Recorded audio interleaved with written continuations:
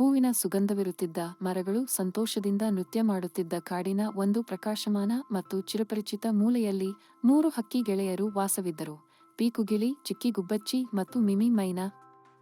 ಪ್ರತಿಯೊಂದು ಬೆಳಿಗ್ಗೆಯೂ ಸೂರ್ಯೋದಯವಾಗುತ್ತಿದ್ದಂತೆ ಕಾಡು ಸಂಗೀತದಿಂದ ಜಾಗೃತವಾಗುತ್ತಿತ್ತು ಮತ್ತು ಆ 3 ಹಕ್ಕಿಗಳು ತಮ್ಮ ನಿದ್ದೆಯ ಗೂಡುಗಳಿಂದ ಹೊರಬಂದು ಒಂದು ದಪ್ಪ ಮಾವಿನ ಮರದ ಮೇಲೆ ಸೇರುತ್ತಿದ್ದರು.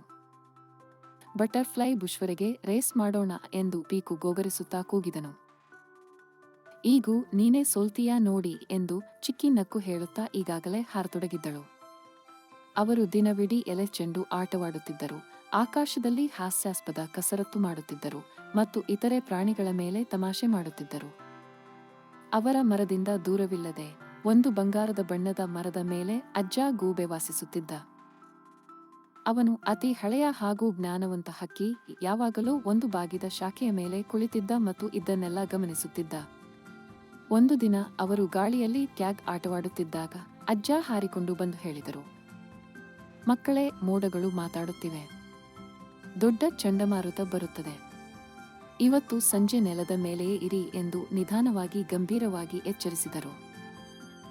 ಪೀಕು ತನ್ನ ರೆಕ್ಕೆ ಚಪಟಿಸುತ್ತಾ ನಕ್ಕು ಹೇಳಿದರು, ಅಜ್ಜ, ನೀವು ಯಾವಾಗಲೂ ಏನಾದರೂ ಬರ್ತಿದೆ ಅನ್ನೋದು ಮಳೆ, ಗಾಳಿ, ಭೂತಗಳು.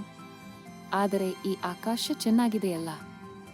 ಹೌದು, ನಾವು ಹಾರ್ತಾ ಇರುತ್ತೀವಿ, ನೀವು ಹೇಳುವ ಚಂಡಮಾರುತ ಬಂದರು ಎಂದ ಮಿಮಿ ನಕ್ಕು. ಅಜ್ಜ ತಲೆಯೇ ಮಾಡಿದರು. ಜಾಣ ಹಕ್ಕಿ ಯಾವಾಗಲೂ ಸೂಚನೆಗಳನ್ನು ಗಮನಿಸುತ್ತೆ, ಮಳೆ ಬರುವವರೆಗೆ ಕಾಯ್ಬೇಕಿಲ್ಲ. ಆದರೆ ಆ 3 ಹಕ್ಕಿಗಳು ನಗಿದರು, ಕಣ್ಣು ಇಪ್ಪೆತ್ತಿ ನೋಡಿದರು ಮತ್ತು ಮತ್ತೆ ಆಟಕ್ಕೆ ತೊಡಗಿದರು. ಆ ದಿನದ ಮಧ್ಯಭಾಗದ ನಂತರ ಗಾಳಿ ನಿಧಾನವಾಗಿ ಬದಲಾಗತೊಡಗಿತು. ತಣ್ಣನೆಯ ಗಾಳಿ ಬೀಸತೊಡಗಿತು. ಎಲೆಗಳು ಜೋರಾಗಿ ಚಪ್ಪರಿಸುತ್ತಿದ್ದವು. ಕಾಡು ಹಠಾತ್ ಶಾಂತವಾಯಿತು. ಚಿಕ್ಕಿ ತಲೆ ಎತ್ತಿ ಕೇಳಿದಳು, ಓಂ ಗೆಳೆಯರೇ, ಇವತ್ತಿಗೆ ಏನ್ ಇಷ್ಟು ಶಾಂತವಾಗಿದೆ? ಇವತ್ತು ನಿಸರ್ಗವೇ ನಮ್ಮ ಜೊತೆ ಕಣ್ಣಾಮುಚ್ಚಿ ಆಟವಾಡ್ತಾ ಇದ್ದಂತೆ ತೋರುತ್ತಾ ಇದೆ ಎಂದು ಮಿಮಿ ನಗುತ್ತಾ ಹೇಳಿದರು. ಅಷ್ಟರಲ್ಲಿ ಉಶ್! ಬಲವಾದ ಗಾಳಿ ಮರಗಳೊಳಗೆ ಬೀಸಿ ಎಲೆಗಳನ್ನು ಹಾರಿಸಿ ಕೊಂಬೆಗಳನ್ನು ದಣಿಸುತ್ತಿತ್ತು. ನೀಲಾಕಾಶ ಮಬ್ಬಾದ ಬೂದು ಹೊದಿಕೆಯಲ್ಲಿ ಮುಚ್ಚಲ್ಪಟ್ಟಿತು. ಪೀಕು ಮರದತ್ತ ಹಾರಲು ಪ್ರಯತ್ನಿಸಿದನು, ಆದರೆ ಬಲವಾದ ಗಾಳಿ ಅವನನ್ನು ಹಿಂದಕ್ಕೆ ತಳ್ಳಿತು. ಅಯ್ಯೋ, ನನಗೆ ನೇರವಾಗಿ ಹಾರಲಾಗ್ತಿಲ್ಲ ಎಂದು ಗಬ್ಬೆನಿಸಿಕೊಂಡನು. ಚಿಕ್ಕಿ ಶಕ್ತಿಯಿಂದ ರೆಕ್ಕೆ ತೋರಿಸಿದಳು, ಆದರೆ ಒಂದು ಜಾಗದಲ್ಲೇ ಉಳಿದುಕೊಂಡಳು. ಮಿಮಿ ಗಾಳಿಯಲ್ಲಿ ತಿರುಗಾಡುತ್ತಿದ್ದಳು. ಸಹಾಯ ಮಾಡಿ ಎಂದು ತಾವು 3 ಒಂದೇ ಸಾತಿ ಕೂಗಿದರು. ಅಷ್ಟರಲ್ಲಿ ಮೋಡಗಳ ಮಧ್ಯದಿಂದ ಅಜ್ಜ ಗೂಬೆ ಬಲದಿಂದ ಹಾರಿಕೊಂಡು ಬಂದು ಶಾಂತವಾಗಿ ಶಕ್ತಿಯಿಂದ ಹಾರಾಟ ಮಾಡಿ ಪೀಕು, ಚಿಕ್ಕಿ ಮತ್ತು ಮಿಮಿಯನ್ನು ಒಂದೊಂದಾಗಿ ಹಿಡಿದರು. ನನ್ನ ರೆಕ್ಕೆ ಬಿಟ್ಟು ಬಿಡಬೇಡಿ ಎಂದು ಅಜ್ಜ ಕೂಗಿದರು. ಅವರು ಅಪಾರ ಶ್ರಮದಿಂದ ಹಾರಿ ಒಂದು ಹಳೆಯ ಮರದೊಳಗಿನ ದೊಡ್ಡ ಬೆಳಕಿನ ಗುಹೆಗೆ ಎಲ್ಲಾ ಹಕ್ಕಿಗಳನ್ನು ಕರೆದೊಯ್ದರು. ಹೊರಗೆ ಗಾಳಿ ಗರ್ಜಿಸುತ್ತಿತ್ತು, ಆದರೆ ಒಳಗೆ ಅವರು ಸುರಕ್ಷಿತವಾಗಿಯೂ ಮತ್ತು ಬಿಸಿಯಾಗಿಯೂ ಇದ್ದರು. ಅವರು 3 ಶಾಂತವಾಗಿ ಕುಳಿತಿದ್ದರು. ರೆಕ್ಕೆಗಳು ಗದ್ದಲ, ಮನಸ್ಸು ಗಾಬರಿ. ನಾವು ಕೇವಲ ಆಟವಾಡುತ್ತಿದ್ದೇವೆ ಅಂದ್ಕೊಂಡೆ ಎಂದ ಮಿಮಿ ತಲೆ ಕೆಳಗೆ ಇಟ್ಟುಕೊಂಡು.